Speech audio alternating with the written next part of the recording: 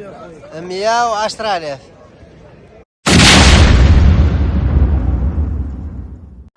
السلام عليكم الاخوان. وكيف ولفتكم الخال جاب لكم خبر مفرح خصوصا بالعيد الكبير. كاع خوتي المغاربه هازين الهم العيد الكبير ديال هذا العام هذا، وكيقولوا ان الثمن راه طالع والثمن ديال الحولي راه غادي يكون غالي والدرويش مسكين راه ما غاديش يعيد. هذاك الشيء علاش الاخوان درت لكم هذا الفيديو هذا باش غادي نطمنكم. غندخل معكم في الموضوع مباشره. الله سبحانه وتعالى رحيم بالعباد ديالو وكيحس بالدرويش.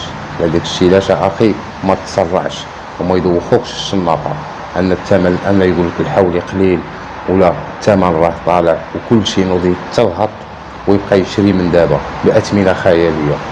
راه حنا ديما كنلاحظوا ان الفقير متوسط الدخل كيشري ديما حولي كبير وان الغني كياخذ حولي صغير.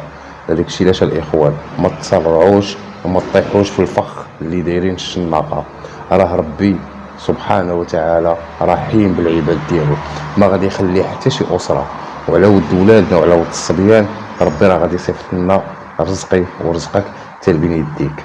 هذاك الشيء علاش الاخوان الانسان ما يتسرعش وما يبقاش يسمع لا ان الغنم قليله وان المغرب راه استورد من اسبانيا ولا ان الدوله راه غادي دير واحد الدعم. هادشي كامل هضره خاويه. خلي يقينك في الله سبحانه وتعالى والبركه اللي عندك. ما تسلف ما دير حتى شي حاجه. هذيك البركه اللي عندك راه غادي يصيفط لك سيدي ربي رزقك اللي غادي يفرحك وغادي يفرح وليداتك. هذا ما كان الاخوان. احنا كاملين باقيين في يد الله، باقيين على باب الله ومخلينا على مولانا على وداش ان عارفين الله سبحانه وتعالى رحيم بالعباد ديالو. والله سبحانه وتعالى كينزل البركه في هذه الاضحيه هذه. حنا اللي علينا الاخوان ان الانسان يخدم يجمع شي شويه ومولاها ربي ونهار يمشي للسوق يذكر اسم الله ويدخل السوق كون متاكد ان هذيك البركه اللي عندك هي كانت قليله هي كانت صغيره غادي تجيب بها شي حاجه اللي غادي تفرحك وتفرح ولادك.